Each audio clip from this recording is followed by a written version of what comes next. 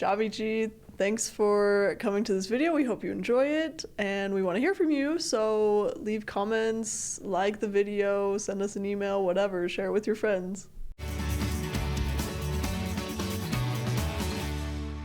Ciao amici, welcome to Lingucast. Today we are doing another interview with a BYU professor of linguistics, Chris Rogers. Hello. Welcome. Thank you. Go ahead. Chris Rogers, he is a legend. That's only because I helped you pass my class, right? So. Yes. Yes, and I mentioned him on the second episode. Okay. Do you remember that I mentioned him in the second episode? I don't remember. Yeah, I did mention him in the second episode. It was like, Chris Rogers is going to kill me. I forgot something. I was like, I forgot something. It's like, Chris is going to kill me. I'm going to revoke your grades. He's going to revoke my grades. So, Chris Rogers, he does linguistics, phonology, typology, and he's also a field linguist. And that is one of our topics of today. And the first question is, what's linguistics? That, of course, is a very big question. Yes. Linguistics, I like to tell students, linguistics is the systematic scientific study of language structure and the patterns of language use. So we're interested in both speakers and how the speakers behave and maybe how they form their identities and their communities around language, but also the itty-bitty structural details like where does the verb go and how do you form noun declensions and all these amazing things that languages do that make people like me just cry for beauty. It's just amazing, yeah. Perfect. That's a great definition. Thank you. I think there's a lot of ways you can define linguistics, scientifically, systematically, but whatever it is, it just has to come at it with a set of skills that objectifies the language itself, right? That's the goal. So. Nice. And it seems like you've done work kind of on all parts of the spectrum in terms of very small kind of details about the structure of language, but also kind of the larger work with communities and the connections there. Yeah, my work, like Felipe said, my work is kind of all over the place. Right? I am a field linguist, so I like to work with communities, especially of endangered languages, where I help revitalize their languages. But before that, I would like to work on the structural properties of their language because I'm hugely interested in how languages are similar or different across the world. So I see myself as a comparative linguist, both historically and contemporaneously. Cool. So comparative linguists, you said it's basically linguists that compare languages, how they're different, how they're similar. Basically, you do, and you also mentioned historical linguistics is when you try to build a language all the way back. Is that like what they do with the Proto-Indo-European, so to speak? Yeah, so historical linguistics is anytime you're comparing one or more languages. Okay. And then the historical comparative linguistics, sometimes called diachronic linguistics, is where you're comparing them through time, so that one of the outcomes is to try to reconstruct the original parent language of a set of related languages. Other times it's just to understand how language has changed or what the possibilities of change are. Yeah. Is it possible to construct a language by looking at patterns all the way back? It is, as long as you meet the definitions of the comparative method. So the comparative method is a tool that was developed in Germany in the late 1800s, early 1700s, in that century. That allows linguists to look at languages that are already known to be related. So you have to first prove that languages are related, and then you can compare them and reconstruct them back. So if you take any two random languages, you probably won't be able to reconstruct very much because you don't know that they're related. But if you prove first they're related, like German and English, then you can reconstruct that into Proto-Germanic, and then using Proto-Germanic, you can reconstruct farther until we get to Proto-Indo-European and so on. But there is a limit, so that you can only go back approximately 10,000 years in time. And then after that, there's just not enough linguistic information that sticks around, so we just can't reconstruct beyond that point. So that makes sense. Very cool. And you said that you do field linguistics, basically going into the wild, like Yeah, you once yeah. mentioned in your class, going to the wild, Yeah. getting loose data, not even loose data, extracting the data first, Yeah. extracting the data, and tell us a little bit about that.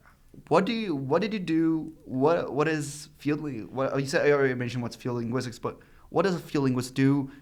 And tell us a little bit about that. Okay. Well, a field linguist is ready to observe language in its natural context, so Mhm. where people actually use it.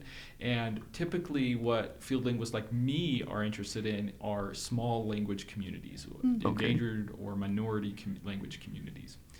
And so how you get interested in one of those communities is different for every person, I suppose. Mhm. For me, I love the Amazon jungle. I spent some time there, and I just love being in the jungle. And so lots of the communities I explore are in the Amazon jungle.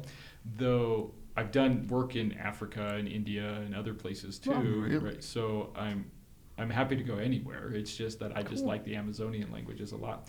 And you find communities who maybe need help or who you can offer help for, and then you get to work. You work on the sounds and you build up until you find a common communicative tool, right? And yeah.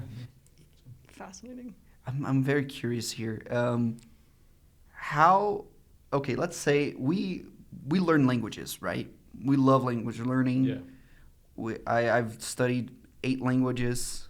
Nice. Actually, maybe more. I think if you count the ones I sucked at, like Mandarin Chinese.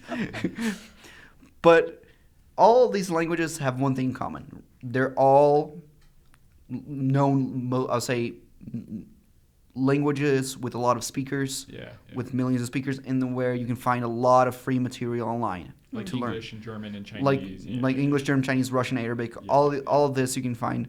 But how do you learn a language like the languages you studied, like an endangered language in the Amazon, or even languages that have no script, or you only Yeah.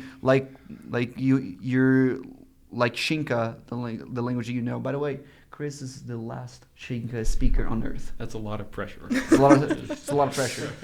So how does one go about into learning a language like that? I don't think it's that different from learning any other language, but there's usually a contact language that you share with speakers. So Mhm. typically for me, it's Spanish, right? And so I go into a community and they speak maybe a little bit of Spanish, and I speak okay Spanish, and then we meet in the middle and I learn their language, and once I start feeling comfortable communicating basic phrases, I can switch to their language. I've done it once where there was no contact language, and I Whoa. just had to learn their language just from observing, and that was very, very difficult because there's a lot of miming and acting it out and getting it wrong, completely wrong. You're like, oh, this means I'm tired. No, it actually doesn't mean I'm tired, right? And you get a lot of confused. How does one do that? Like how well? I'm trying to wrap my head around it. Well, this is the question. How well do you do it? Just like anything else, you build it up from basic principles to general principles, right? So there's going to be a lot of setbacks, a lot of mistakes, and to document a language that doesn't have a lot of speakers or doesn't have any resources available to you to study takes years. Really? Yeah. How many years? Well, typical documentation projects last somewhere between 3 and 5 years. Mm-hmm. But in that 3 and 5 years, we can get a good chunk described, but that doesn't mean that it's documented because language is always changing. We're using it in new scenarios, right? So there's always more that can be done. So we put this arbitrary designation, like what can you do in 3 to 5 years? And we can get a good chunk of it done. But, Wow. yeah. What would you say you've gained? What is the significance of documenting these languages? What has it meant to you personally, and what has it meant, or what can those of us who are interested in languages but aren't participating in this kind of work, what's important for us to know about it or take away from it?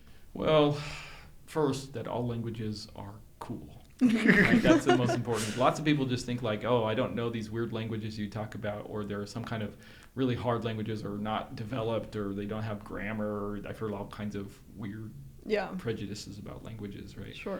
That's the first thing, right? Mhm. All languages are equal, Mhm. right? Mhm. They're just used by different people and for different reasons. The other things I could tell you about doing this stuff is that we can do it even on English. I mean, people who are interested in like sociolinguistics or social aspects of language, they're doing language documentation. They're just doing it on a language they already speak and know really well. Right. It's the same process. It's just that you don't have to first learn the language to go about it. Right? Yeah. So, Interesting. yeah. Fascinating. So can you tell us a little bit of some stories about the Amazon? I heard you almost got shot by an arrow. Is that true? Yeah. There's fun. I don't like most of the time I do field work, it's pretty boring. I'm just sitting there at a desk typing, working with a speaker, kind of like this, where there's a mic in front of both of us and we're talking and I'm recording, and then I go in the evenings and I just do a lot of translation and analysis, and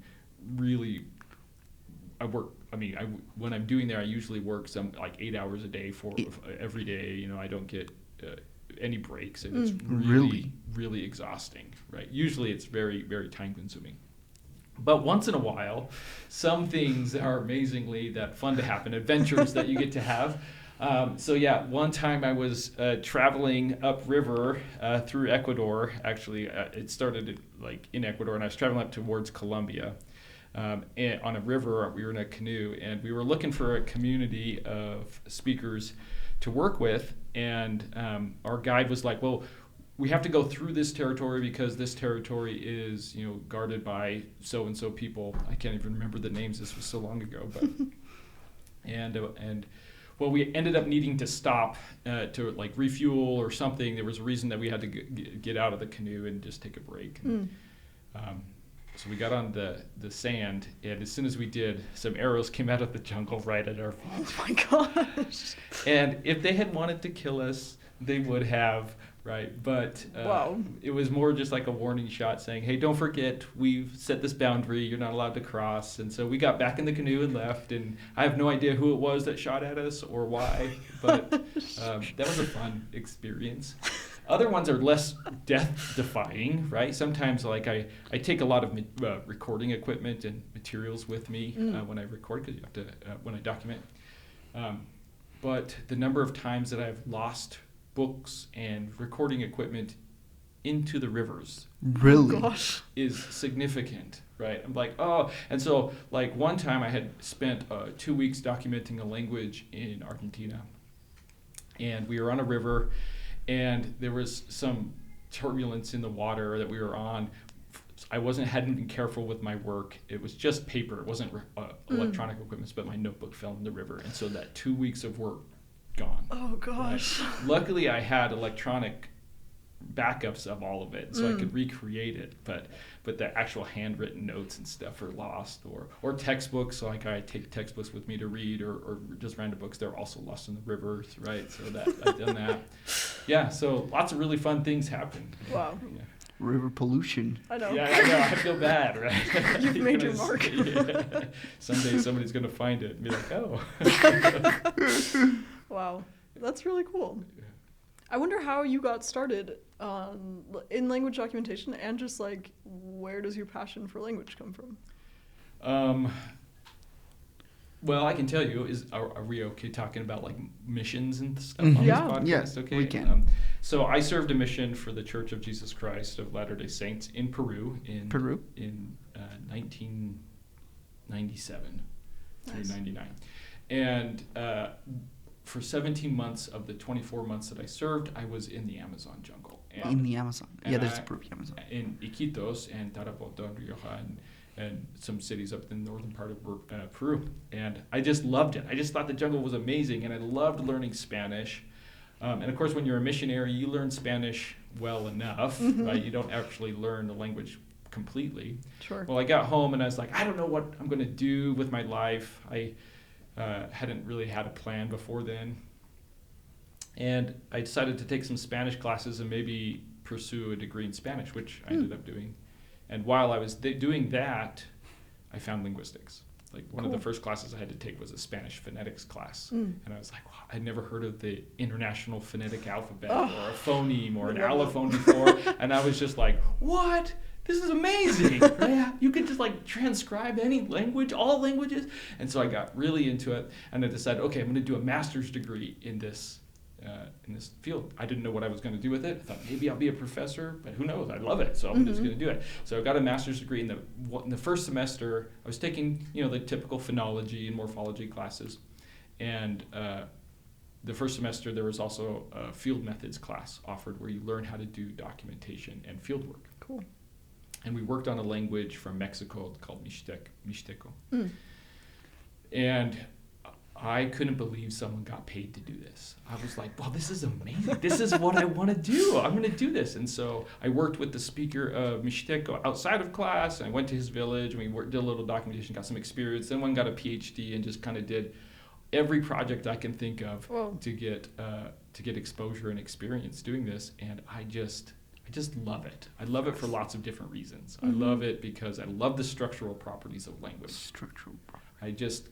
I just love thinking about phonemes and allophones and morphemes and allomorphs. I just love it. Define those words, because people don't know what those so these are just technical terms to talk about the sound and meaningful units of speech in a language. They're tools that linguists use to understand and to describe languages. But I just love talking about them. And my wife is frequently reminding me that there are other things to talk about. Not on this podcast, though. No, so. you can. Right. But so I just love it. That's one of the reasons. But I also love it because I feel like I'm helping people, and I really value that. I never wanted to work in a job where I just put on a tie and went to an office and just kind of punched my card and left. Right. I wanted to actually see a change, and being able to help people document their languages and understand what revitalization means, and help students now as a professor. That's really meaningful to me. So that's awesome. And I have a question. A lot of people might ask, okay, but why is language revitalization useful? Why is that important? What's your answer to that? That's a really fair question, and it's a good question. People should be asking these things. Revitalization doesn't mean that we're trying to get people to continue speaking the languages their ancestors spoke. It just means that we want to strengthen the domains where languages are used, where those communities feel that they want to continue using those languages. So, for example, in many communities in the Amazon, they want to keep using their languages at home or for their cultural practices, their rites and rituals, but they'd rather use Spanish or Portuguese in public places like in the government or in school, and they understand that there's a need for that. So revitalization is learning about which domains do you use which language in, and how can we strengthen that pattern, right? Whatever the community wants. Very cool. Very cool. And if let's say I'm not a linguist, I'm just a random guy, and you say, yo, so what do you do for a living? He's like, I'm a linguist. Oh, how many languages you speak? I'm pretty sure you get this question always. First of all, what's your answer to that? And third, how many languages do you actually speak? So when I'm trying to be funny and maybe a little difficult, I just say all of them. Because really linguistics teaches you the foundations of all languages. So technically I speak all of them. I just haven't practiced yet, right? Nice. So, but that I usually get looks like shock, like I don't know how to respond to that, and I realized I've probably gone too far. So I have studied and at one point was conversational in 14 languages. 14? But cool. I don't keep them all up of course. Because there's just not a need to, right? And so when I'm doing field work, I'll become conversational in the languages I'm working on. But then after I don't go back, or for whatever reason I can't go back, I don't keep it up. Right. So, but at one point there have been 14 languages that I can have conversations in. Wow. So this is a very, very interesting. 14 languages where you're conversational. Would meaning like if we were to take a little bit of modernity here, would that on the actual or cipher scale, would that be like what would that look like? Oh, most of these would probably be like an A2 level. A2 level. Yeah, like maybe some of them maybe a little bit higher. But those tests are designed to measure something that most people that use language don't really care about. They don't really care about how proficient you are, professional you are, how much vocabulary you can use. They just want to know, can you ask for where the bathroom is, and can you make me laugh, and can we have this interpersonal relationship? And as long as you can do that in a language, it's fine, right? And so you're going to make mistakes, and people love that, and you're going to get it right, and people love that too, right? So Something very interesting that I've been thinking about, like, is it possible, like, let's say you have a language like Shinka, how would you express ideas that are not part of Shinka culture? I've heard some people, for example, I've watched a podcast about this guy who was translating the Bible into, I think it was a language in Indonesia, and like, we don't have a word for camel, you don't have a word for that. How does a language someone who's into language documentation, how they deal with things like that? So the community gets to decide. As a documentary linguist, I never make a choice for a community. So if there's a word that they don't have or they want to change for whatever reason, I hold a community meeting, and say, okay, what do we want to do here? What do you think the solution is? In the case of the Shinkan, they just borrow words from Spanish. So if they don't have a word for some idea in Shinkan, they just use the Spanish word, or the Spanish word with Shinkan pronunciations or something like that, right? In other communities, they say, well, we're just going to invent new words, but use our language's building blocks to build those new words. Cool. And so they invent new words on the spot, right?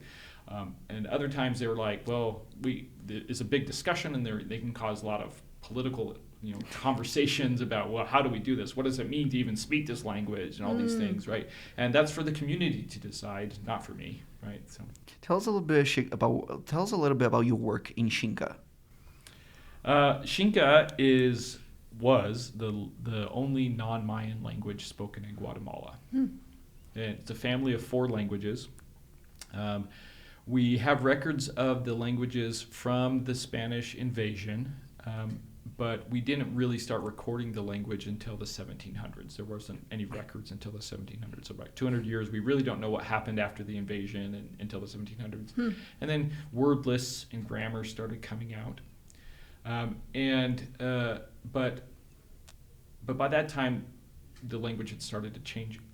Surely, we don't know for sure how much, but there was a lot of borrowings from all kinds of languages, and pre-Spanish invasion, the Xinkan languages were spoken in this cultural system where there was a lot of borrowing from Mayan languages and from Uto-Aztecan languages, and so they have lots of borrowings from all kinds of languages all over the world. So there's all over Mesoamerica, and it's just a fascinating system.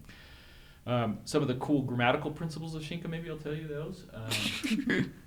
Your listeners might not know what these words mean, but I'll still tell you. My favorite part about the grammatical structure of Xinka is that it has semantic alignment, which is fairly unusual in the world's languages. And phonologically, what's that?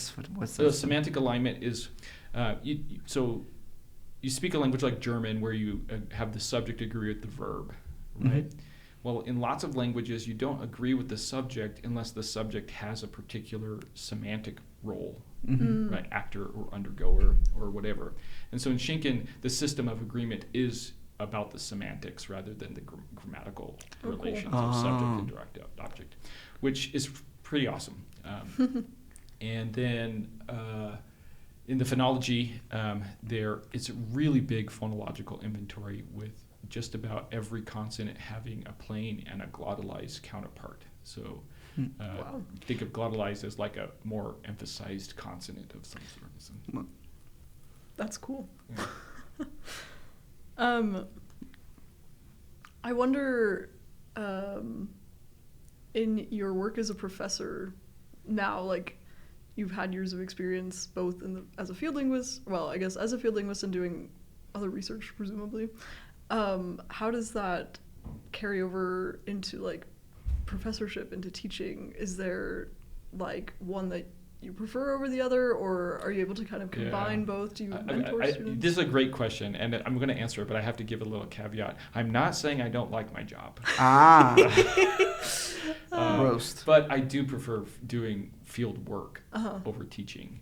I love teaching. I love being with students, but there's something invigorating about being in the field and learning languages and documenting languages. So. Mm-hmm. Just something interesting. I used to camp out on Chris's office when I was struggling with phonology.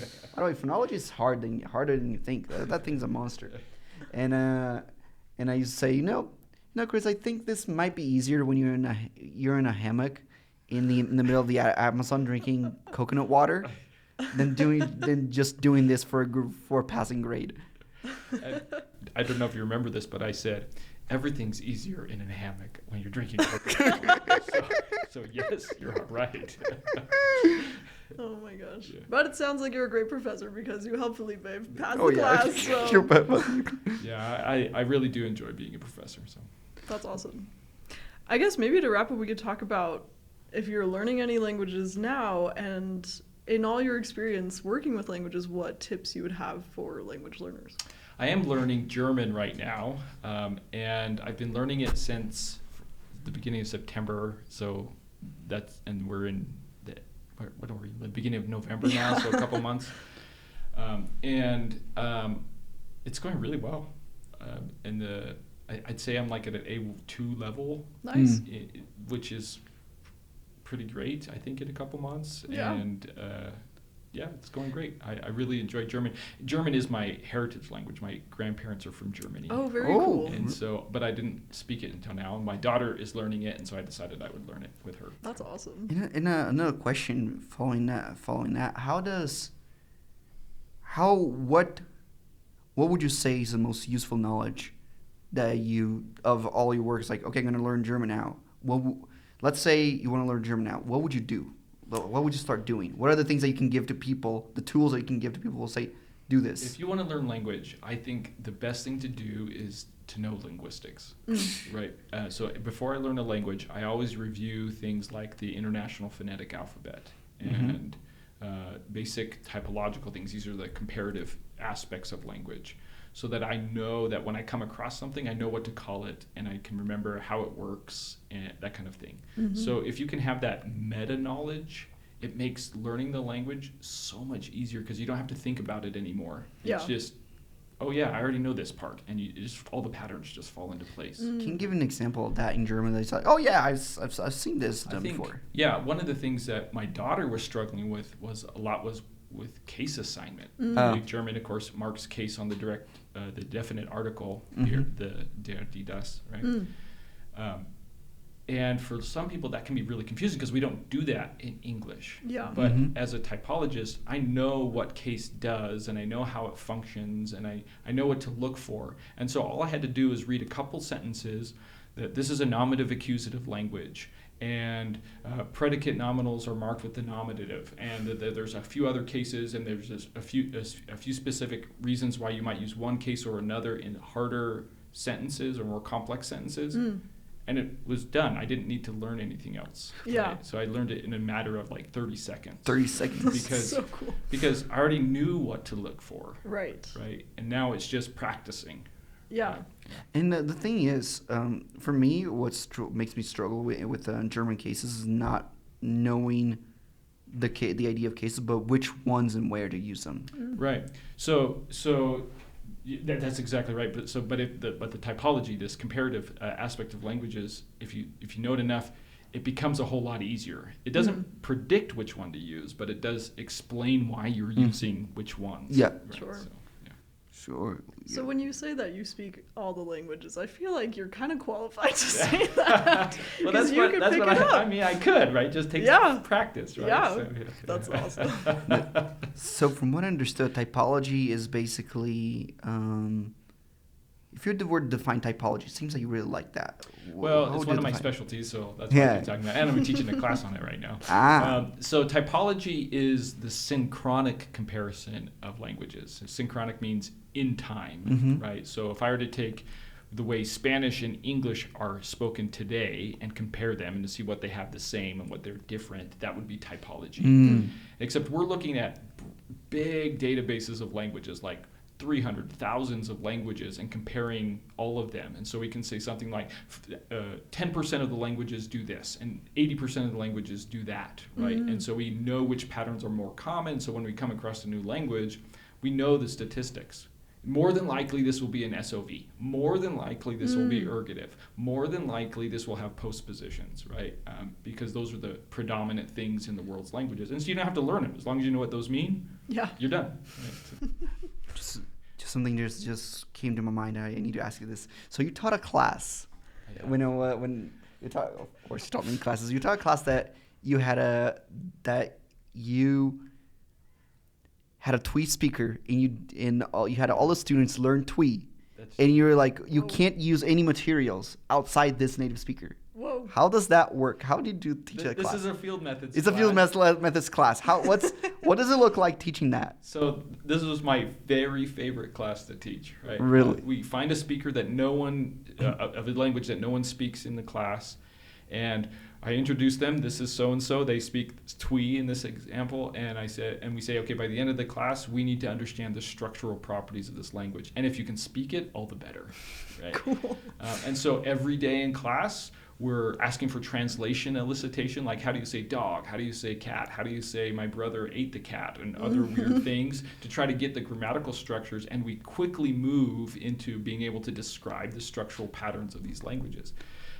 It doesn't take long for you to realize that, hey, you can have a basic conversation in this language, and that always happens. Right? Really? Yeah.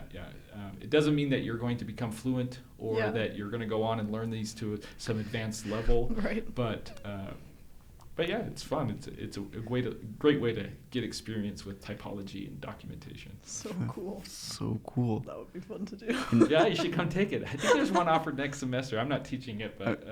I'm gonna throw you a curveball. When someone's defined, are you fluent in this language? What's the one? What does fluency mean in your personal opinion? And second, how do you? I would say, what does fluency mean in your opinion? And how do you answer that question? Like, I'm fluent in this language. I always don't know how to answer that question. Yeah, I'm same. Because I don't really know what fluent means, and I think some people have it in their head that they have a particular definition of fluent, like you have to be able to read everything and understand every single word, and dream in the language and all these things, and I just don't know if that's the way I define fluent, right? I don't know how to define fluent. That's fair. I think fluent is something like, can I not die in this language, right? And if so, you're fluent, and it doesn't matter how well you don't die, just that you didn't die. Though I understand that there's different levels and there's different professional needs for different levels, right? And so I'm not trying to say that those levels don't matter. I'm just saying that I think we put a lot of emphasis on fluency, and we can just put emphasis on enjoying the process. Right. That's what matters to me. I think that a lot of it has to do with how, in the most languages that we use today, the Chinese, I would say the languages I studied, at least, they're pretty, I would say, solidified in their patterns, not in the patterns, but like more in there are many people, there are institutions teaching that language, they're not endangered at all, and there has been a philosophical work, but which is completely different than languages that are only used in certain contexts. You're not going to use Church Slavonic to have a philosophical conversation. Right. You're not going to use Latin to have a podcast. Actually, you can. I'm talking. You can have. I've seen people doing that. Never mind. But not typically. You're not gonna have any, I would say, Mayan Aztec language to talk about. Facebook, modern technology. Facebook, modern technology. Yeah. I think they don't have words for that, but then again, they can incorporate words just like we did in English and Portuguese from Latin and Greek and all that. Exactly, right. So there comes a point when you're like, does it what do you want to get out of your language Mhm. learning, right? Do you want to be able to have a discussion about philosophy in Old Church Slavonic, or do you just want to be able to read some old texts, right? And if that's all you do, that's fluent. That you have achieved your goal, and maybe that's the way I define fluency: is have I reached my goal? I like Right? that. Yeah, because I've seen in Germany, if you go to the center Berlin, I think Paris, they have those too. You're gonna have those guys who are selling stuff, and they can sell that in like the main languages, and they're fluent at it. They're being fluent, but they will be able to have like a conversation to sell you something. But outside of that topic, they are completely useless. Yeah, right, exactly. And that's kind of the way church missionaries are, right? Yeah. Like when you're a church missionary, you know how to talk about Jesus and church and Yeah. the Bible and all these things really well. But then you ask somebody, how do you change a tire? And how do you talk about spark plugs? And they're like, I don't know. I don't need to know that, right? I can do my other language to do that, right? So, yeah, I don't think it matters. So you don't think it matters. Yeah, fascinating. Yeah, reaching a goal, I think, is a good way to think about it. Yeah. Very cool. Thank you so much for talking about all these very different but related, interesting things. You're welcome. It was a pleasure to talk to you guys. Yeah, thank you so much. And that was Chris, the most legendary professor. If we want to find you, or where can we find you, where can we find your work? All my work is listed on my faculty page at BYU. So if you just go to byu.edu and search Chris Rogers, you'll find me. So all your work and interests are all there. All is there. Or you can go to my web site, which is www.languageconservation.org. Ooh, cool. And all my work is there also. So yeah, we're gonna leave that link in the comment section so you guys can check it out. How legendary this guy is. So yeah, thank you so much. That was Chris, and Until next time. till next time.